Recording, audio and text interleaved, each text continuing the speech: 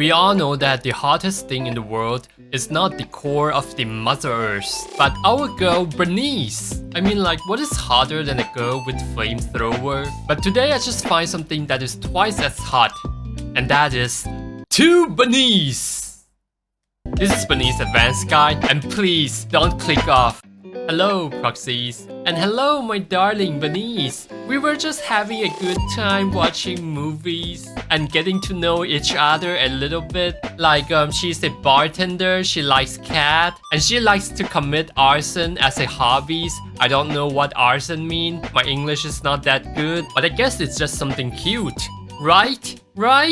She's the sweetest person I've ever seen. Definitely nothing alarming about her. Alright, let me introduce her to you guys. So basically, Burnice is an only off-field DPS in the game. An off-field DPS in this type of game is actually very strong, especially for a game that only allow one characters to fight the mob at a time, because off-field DPS characters doesn't need to show themselves in order to deal the damage. And to give you guys an idea of how strong is an off-field DPS, there's this other MiHoYo game, Genshin, which is the game that has some similarity with the Zenless Zone Zero that only allow one characters to be on field at a time. They give away these off-field DPS characters for free, Xiangling, and unironically, she dominates the Genshin meta for the last 4 years. And Zenless Zone Zero seems to be learned the lesson from that and decide to put the off-field DPS as the limited characters.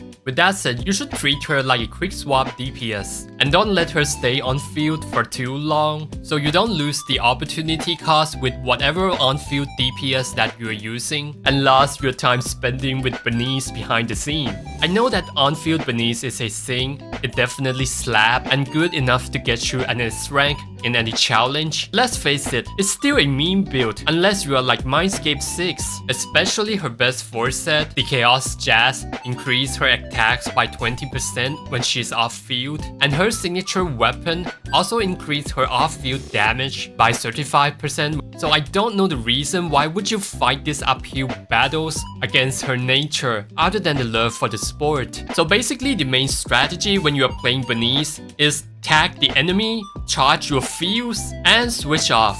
And I'm about to show you the most important tech when you are playing Burnice. So basically you wanna double tap the skill to get this move and switch off.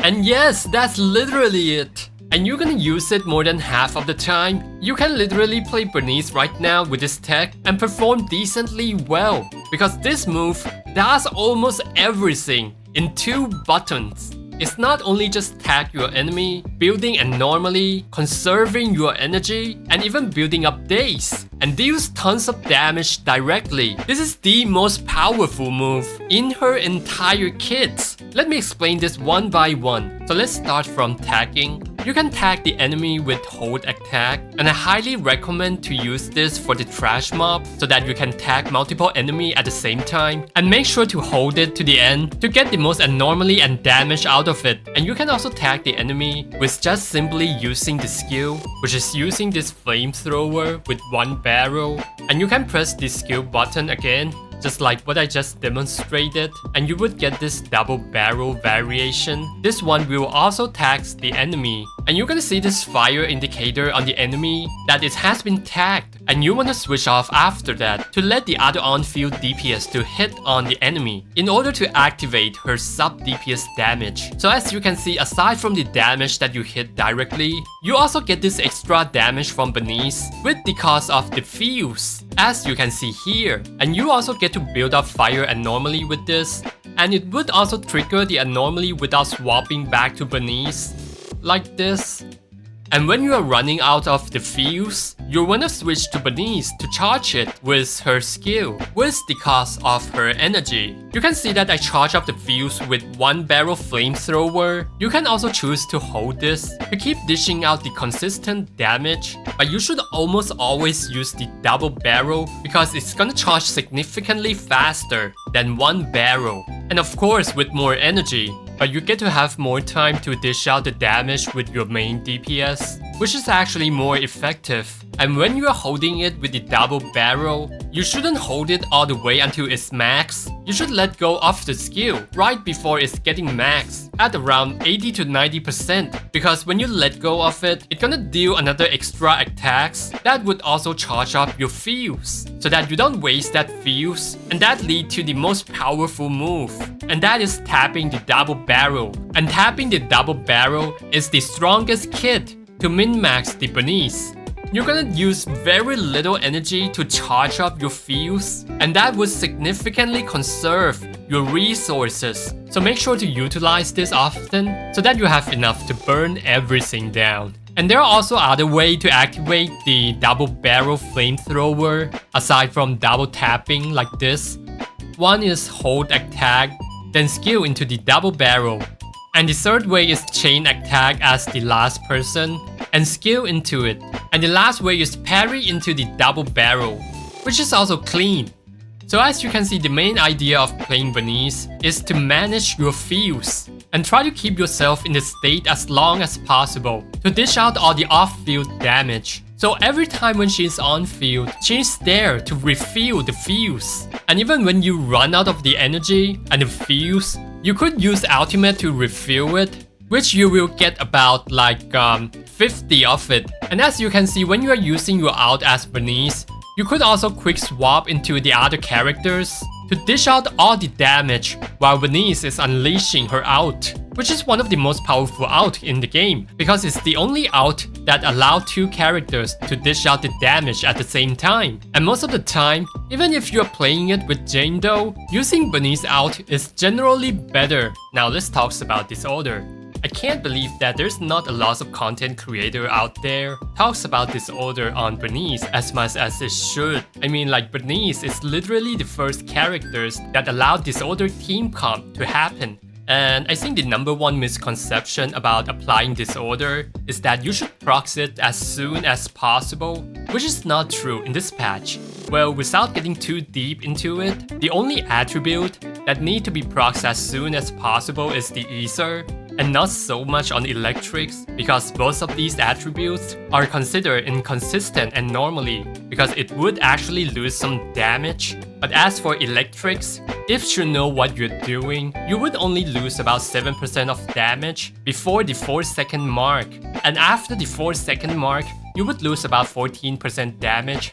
But as for Fire attribute, you lose absolutely 0 damage whether you proc it on the first second or the last second. And remember, as for Burnice, it's 13 seconds, and talking about her passive, that extra 3 seconds is actually extra 30% damage on her abnormally. And no, it doesn't multiply with the Disorder damage. And as for physical, you would only lose about 5 to 6% of damage if you apply it at the last second with Piper. You would lose even less damage with Jane Doe, which is about roughly 3%. And yes, I went through a lot to test out all these numbers by myself.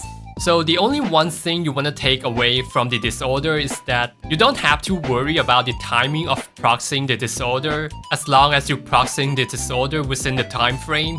13 seconds for Burnice and 15% for Jane Doe, 10 seconds for Piper, and 13 seconds for Rina Grace combination. You could watch my other videos talking about Disorder, but I also do think that I kind of failed to put them in the plain word, and I think I will make another completely different videos when Yanagi is out. Along with the dynamics of the current demographic, I will do an in-depth Disorder guide in the future, so stay in tune and sub to my channel.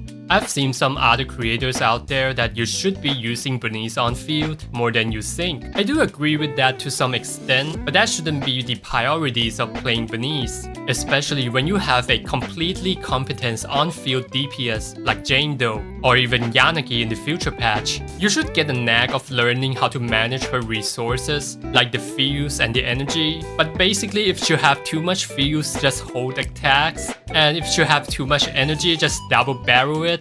And this is what exactly other content creators really mean, because you wouldn't want to save all your energy and the fuse for the Zenless Zone 02. And the even more advanced technique is to use her double barrel to proc as much disorder as possible, because Jane Doe built abnormally much faster than Burnice. But regardless, it should be treated as min-max strategy, but not your priorities on playing Burnice.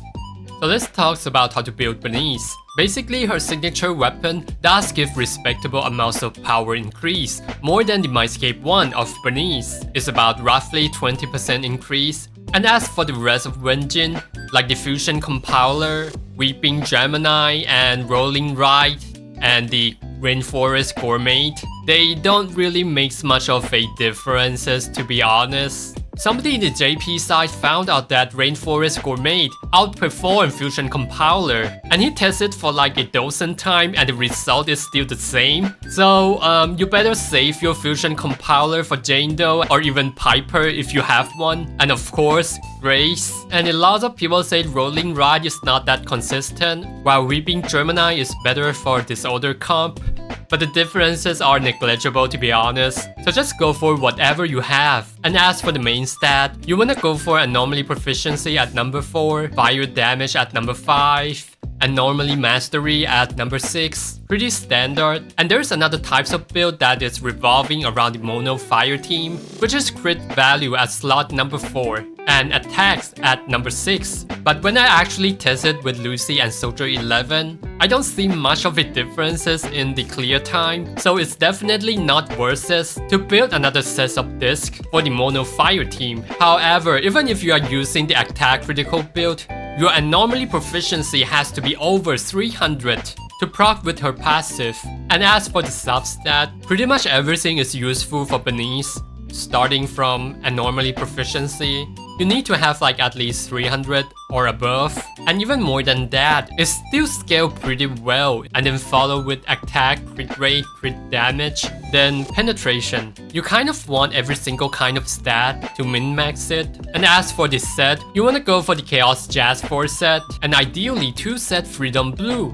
The Infernal Metal 2 set is about 1 or 2% better than the Freedom Blue, according to the I Win to Lose Gaming. But unless you already have 2 pieces that has really good substat, I wouldn't recommend it from the efficiency perspective, because you couldn't really use it outside of Burnice and interchangeably with other Anomaly characters. So if you don't have the 2 set yet, go for the Freedom Blue. It would save you a tons of battery. So the best team for Burnice is Jane Doe and Caesar. But with Caesar's signature weapon and without the Caesar's W engine, she would perform as good as Lucy in the Mindscape 6. So it seems like Lucy is the biggest winner in the Burnice banner. Like from this other content creator in the JP side, he actually got better clear time with Lucy than Caesar in the weekly boss. If Seth is using Caesar's signature W engine, he would perform roughly the same as Lucy. But without the Caesar's engine,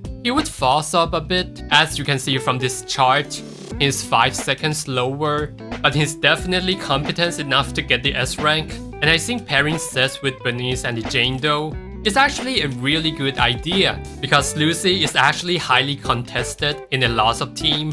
Now let's move on to the Soldier 11 and the Piper team. You can either use Caesar or Lucy, but generally in terms of power levels, Soldier 11 would have the same power levels as the Piper at the Mindscape 0, unless Soldier 11 is highly invested. And if your Piper is Mindscape 6, she would outperform Soldier 11 by miles. So definitely don't sleep on Piper Burnice team. And even though I'm not so familiar with the Grace and Rena team, but the power levels is roughly the same as the Soldier 11 and the Piper team.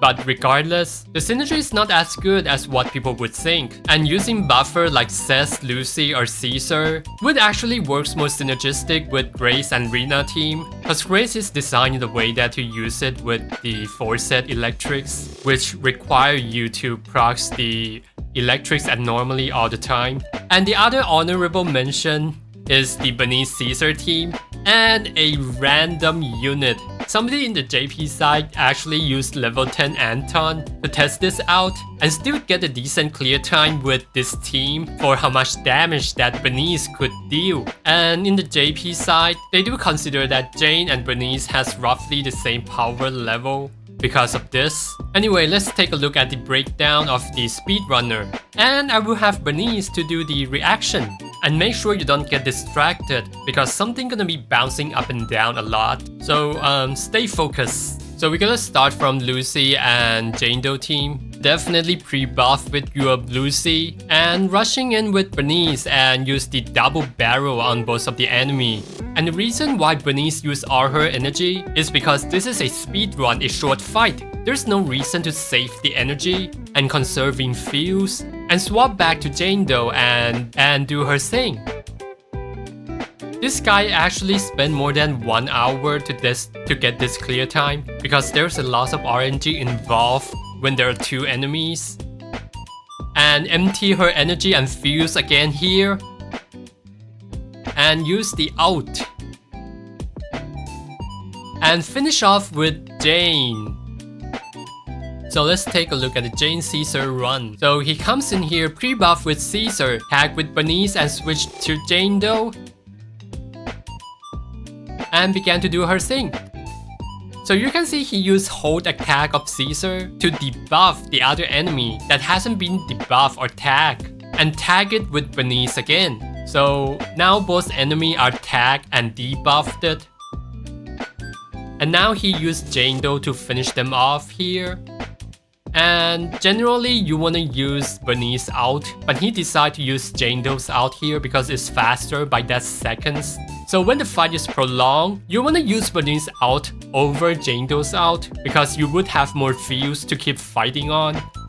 So now let's take a look at the M6 Piper, Caesar skill and hold attack to buff and debuff. So again he rushed in with Burnice to the back of the enemy and use the double flamethrower here and decide to block it with the Piper. So one thing I want to mention is that you want to block the enemy often because it would charge you out very fast. Unless you're playing Jane Doe who buff herself from dodging the enemy, or generally you want to parry the enemy over dodging the enemy. And he used the spin to win here. So as you can see, the Piper's AoE is phenomenal. Debuff the enemy with Caesar's hold attack. And again, going in with Caesar, breaks the enemy and dealing all the damage here. And the reason that he used Burnice out here is Burnice out actually dealt a lot of damage, more than Piper's out. And finish off with Piper's spin to win. So yeah, the videos is a little bit late. I got a lot of in real life stuff recently, and especially I have to get a driver license for the monetization. I spent about 3 whole days to get it, and that took a lot of time away from me making this video. But I still want to complete this video. So yeah, that's pretty much it.